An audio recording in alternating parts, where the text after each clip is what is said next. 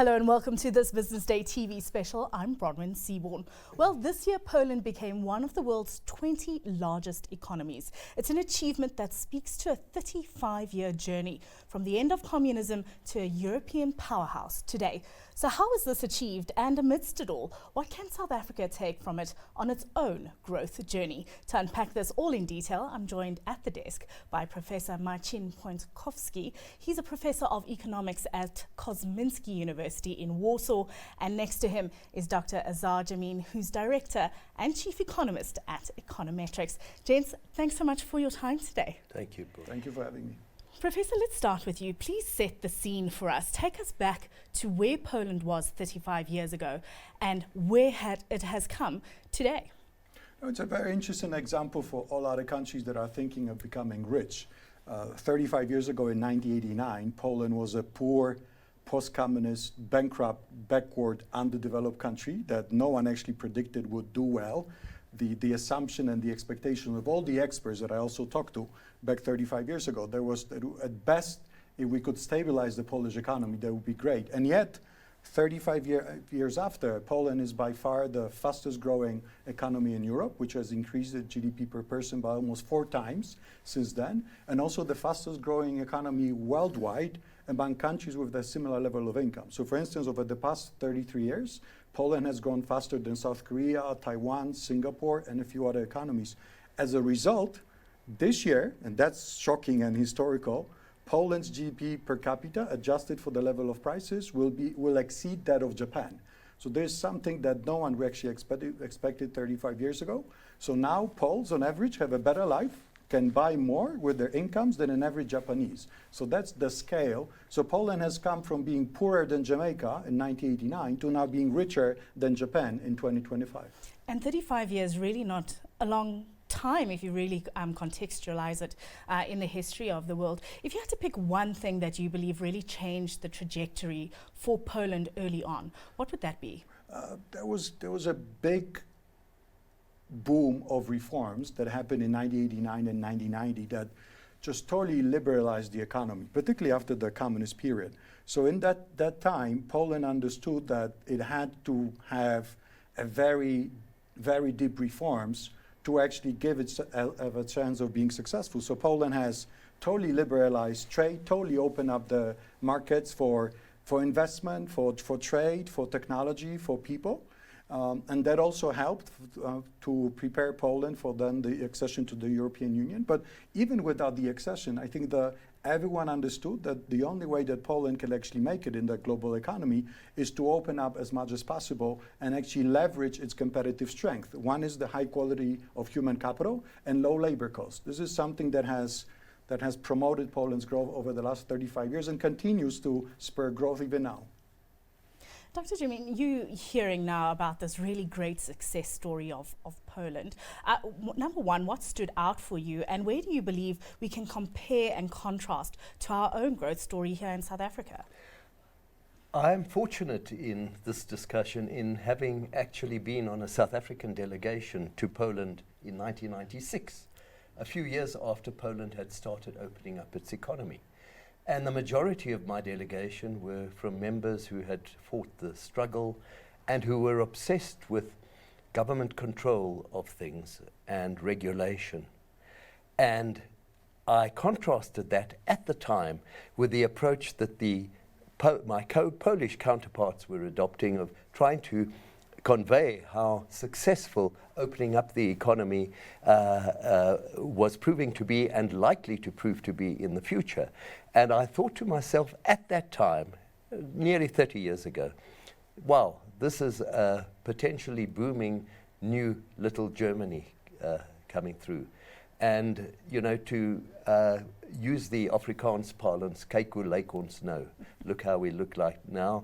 And Professor Pączkowski has got some amazing graphs which show the divergence between the performance of the Polish economy and that of the South African economy in the intervening 30 years. A very significant lesson for us. If we really want to grow, we've got to open up. Absolutely. But, you know, we talk about Poland as this real example, and quite rightly so, that, as you point out, Dr. Jamin, but that 35-year journey wasn't an easy one. There were often some unpopular decisions taken, unpopular reforms taken.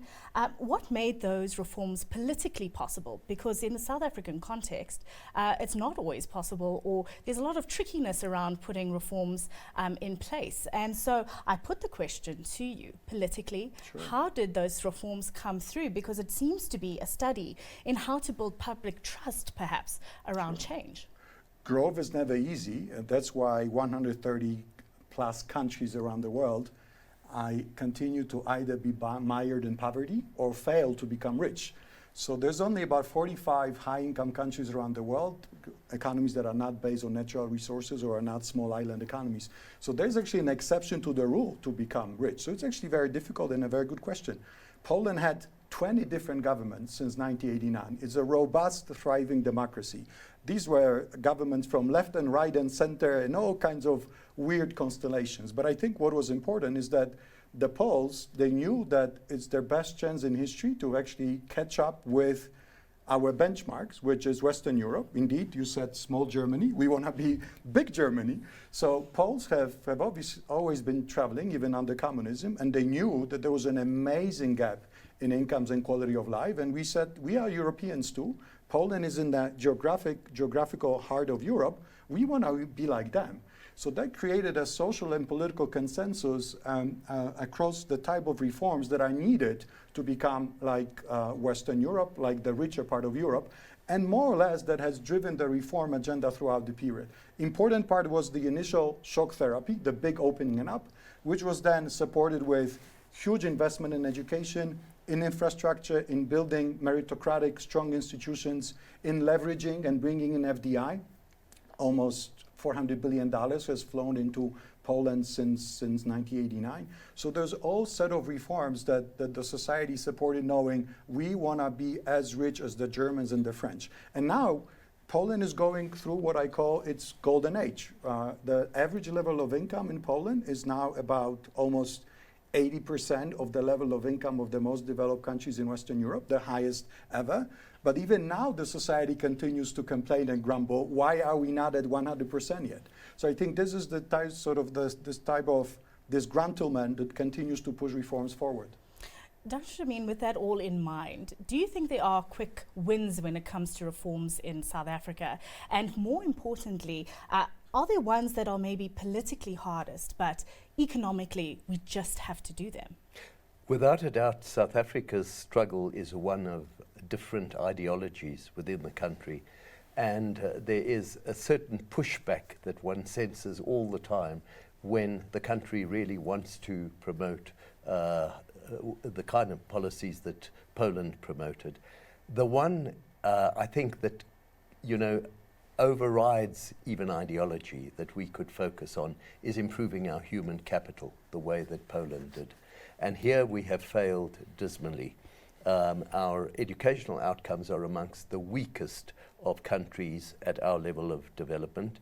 And in a world that is really progressing technologically, and you need more and more expertise in people with cognitive ability, we are falling further and further behind. That needs to change dramatically if we're going to improve productivity and input into higher economic growth. Because, Professor, education was definitely a cornerstone in this 35-year journey, I right? agree what Professor is saying. It is true. One of the reasons Poland has been so successful is that it experienced an educational boom. Even though about 10% of young people already under communism would get a university education, very soon after the transition, it was half of the young people. So today, young Poles are better educated than most of Western Europe. For instance, among the Poles aged 25 to 34, half of the young Poles have university education, whilst in Germany is only 1/3. So for global FDI, you're thinking, if I can come to Poland, where I get quality of human capital, which is higher than Western Europe, and I can get this human capital at half price, because salaries are still about half of what is in Germany, there's virtually a no-brainer. Professor, we talk about FDI there, and I picked up as a key fact here that Poland has experienced 334-fold increase in foreign direct investment, and I think that really speaking to the confidence that investors have in the country. If South Africa wanted to emulate Poland's success in that way, what would be the first step that you'd recommend? I would leave it to Azar to respond on South Africa. One thing I can really tell, and also based on my experience of having advised almost 20 countries over the past 20 years as an international economist, my main point is there's huge amounts of FDI globally now, sloshing around the global system, looking for a new location to produce. China, for various reasons, is not the place where you want to put your production anymore. Some of other countries, such as Vietnam or Indonesia, are just not big enough to absorb almost $1.3 trillion of global FDI inflows. So I imagine a lot of countries can actually do very often very basic reforms, opening it up, skilling the labor just at the basic level, making sure that the shipping and infrastructure costs and logistics costs are not too high. And I imagine a lot of countries could replicate what Central Europe, what Poland has done, become a magnet for global manufacturing when they can locate production in a safe place with strong institutions, with low risk or no risk of expropriation, and with easy access to the global market. So I think these are the part of a collection of ideas that could be replicated by others. Well, Dr. Jameen, the professor, putting you in the hot seat then, what is our first step if we want to attract this much FDI that is obviously out there and just trying to find a home? I don't think there's one specific step, but certainly there's one area where we seem to be gradually grabbing the nettle, and this past week has been a case in point, and that is macroeconomic stability and the fiscal rectitude. That's a start, but we mentioned education. The other aspect that Professor Piatkowski referred to is the competitive cost of labor in Poland. In South Africa, our labor is very uncompetitive in terms of what it produces relative to its productivity, relative to the cost. And a lot of that has to do with the unfortunate centres of power that exist in this country, where you've got a monopoly, a number of monopolies, central government very strong with state-owned enterprises, big business which doesn't allow small business to have a look in, and very powerful trade unions that are unwilling to temper their demands in terms of wage increases relative to their actual productivity. And they need to be more productive in the first instance, which is the key to becoming more competitive relative to their wages. We're in the thick of discussing how Poland became an economic powerhouse in just 35 years. And we're looking at how South Africa can take some of those learnings and apply them in its own context. Still with me is Professor Marcin Piątkowski, a professor of economics at Kosminski University. And I'm also joined by Dr. Azar Jameen, who's director and chief economist at Econometrics. Gents, thanks again for being here. Professor, Poland has very low inequality and really a very high sense of security, begging the question of how much does that come down to the economics of it all, and how much is really through social cohesion and trust of institutions? Sure. So the big part and the foundation of Poland's economic miracle is the fact that one of the few positive legacies of communism was an egalitarian, inclusive, socially mobile society that it was bequeathed to the nation in '89. So virtually people with, regardless of the wealth and income of the parents, could still be successful. If you look at the names of Polish billionaires today, virtually they all came out of nowhere in 1989. They were just poor students with good ideas and a hard-working attitude.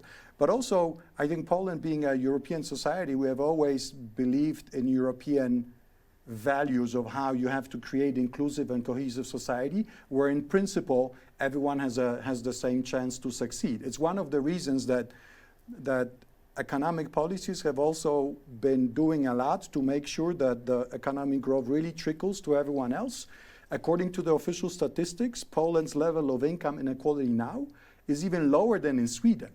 I mean, you can quibble about the official statistics, a part of a separate debate, but the truth is that Poland combines super fast growth with making sure that even the poorest part of the society benefit. Dr. Jamin, that really is what South Africa set out to do as well, is prosperity for all. And yet we aren't quite perhaps as far along on that journey as Poland is.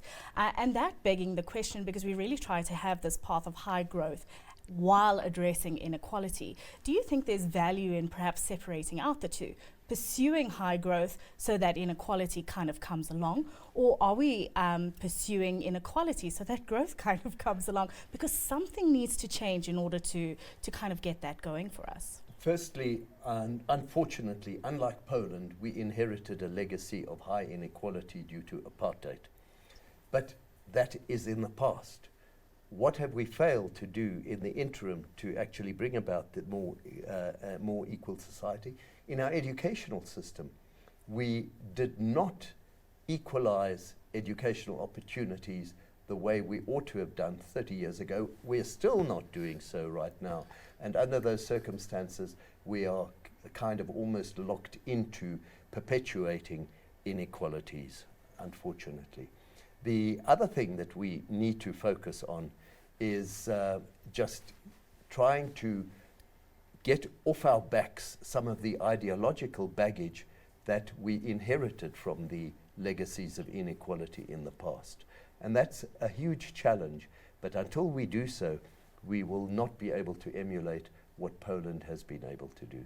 Certainly what both countries do share is the idea of entrepreneurship as an engine for growth. And that's certainly something that comes through strongly in the Polish story. What unlocked that? Because here we face a myriad of challenges as entrepreneurs.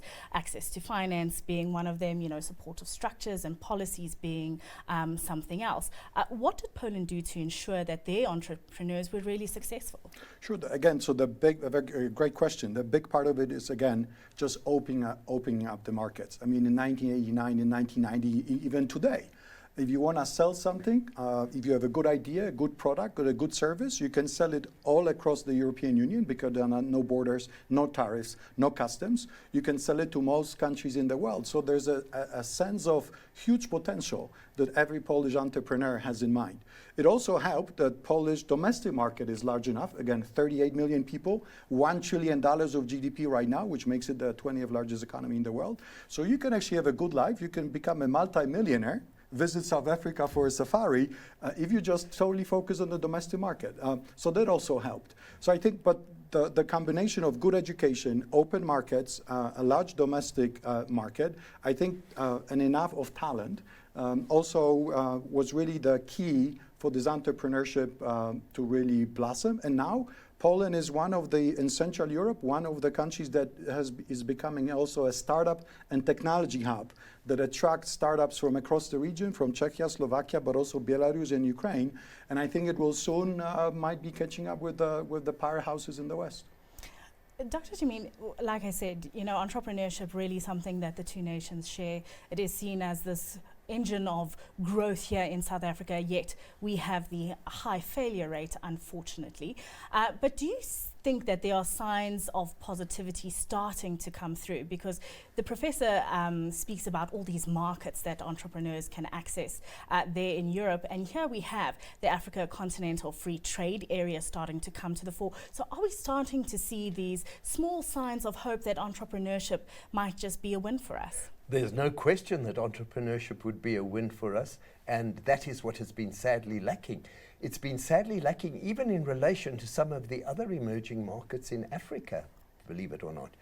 And a lot of that has to do with this obsession to regulate things. And that obsession to regulate also lends itself to patronage and corruption, which has been killing this economy and using up a lot of resources that could have been devoted to entrepreneurial activity and instead has gone into simply enriching a handful of connected individuals. Yes. I have one thing to add. I agree that business environment is also a critical part of the equation. Poland has started from being a very over-regimented communist economy where you needed 30 licenses to start business. but it has really moved on. Today, you can set up a company from your phone in 20 minutes. Most of the regulations and licenses have been really streamlined. Whilst Polish entrepreneurs continue to complain, I think worldwide it's universal. I have not yet met an entrepreneur who would not complain about regulations, but overall it's a pretty stable place and friendly place to do business. And again, the fact that you have 450 million consumers in the EU, almost $20 trillion in the European Union economy, and then other global markets are open, I think that's the biggest draw for young people to actually start up their businesses and look for their big chance. Let's combine the two nations now. Professor, firstly, from your side, where do you see South Africa and Poland perhaps collaborating and moving a real relationship forward? I mean, not saying that from the lessons we've learned through discussions like this aren't valuable, but how do we translate that into an actual partnership moving forward? First of all, I want to congratulate South Africa for beating Poland and qualifying to the Football World Cup ahead of us. We still, our national team still has quite a bit of a way to go, and hopefully they qualify. I hear that South Africa already did, so congratulations. South Africa is already has had a very successful G20 leadership over the past year, which I think is appreciated all around the world, including in Poland. It's one of the reasons why Poland is also serious about trying to be a member or a permanent guest of G20 in the future. But I think the lessons learned are the types of reform that Poland has done. One of the reasons I wrote this book on Europe's growth champion, Poland's economic story, because very often we focus on a very limited set of examples of economic success, mostly actually the Asian tigers, South Korea, Singapore, Taiwan, sometimes even Chile. And I think this is not enough. Having worked in East Asia for the last decade, a lot of the drivers of Asian success were very Asian and are extremely hard to replicate. For instance, high state capacity, where the government is able to regulate and direct resources. That cannot really happen.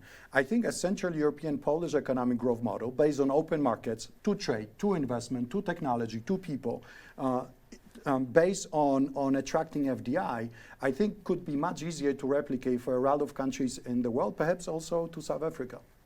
Dr. Jamin, your thoughts on that? I totally agree, and I think what the lesson that we can learn from Poland is how to differentiate what it has done to succeed from what the Asian tigers have done to succeed. South Africa is a very democratic society, and Poland is likewise. Many of the Asian countries do not share that characteristic, and I think that is why we may be far more amenable to using the Polish prototype and model for economic growth than always trying to look back at what China has done and what the Asian tigers have done. Not that those were wrong, but given the nature of our society and democratic dispensation, I think Poland could be easier to replicate. And also it's always into the South African context, right? It's about taking something and making it work in this context, because we do acknowledge that we're all different and there's many lessons out there that can be put into this context, and some might work and some might not, right? But without a doubt, some of the things, there will be differences, but I do believe South Africa has enormous potential from that. And you alluded to the opportunities to encourage infrastructural development and trade with the rest of Africa that can uplift the entire continent. Agreed. A continent that carries the potential for the highest growth in the world in the next half century, given the demographic changes that are taking place. I think it's important to emphasize, because it's not like South Africa will become part of the European Union, but one thing that we've learned is that opening up markets is just critical. I would love for Africa to have a similar open trade, open custom systems where every entrepreneur in Cape Town, in Joburg, in Pretoria will also see this huge potential. I think that will be one of the critical elements of realizing the potential to grow. Well, on that note, let's leave it there, gentlemen. Thank you so much for your time today. Joining me here at the desk was Professor Marcin Piątkowski. He's a professor of economics at Kosminski University. And Dr. Azar Jamin is the director and chief economist at Econometrics. And that's where we leave it for this Business Day TV special. From me, Bronwyn Seaborn, and the rest of the team, it's goodbye for now.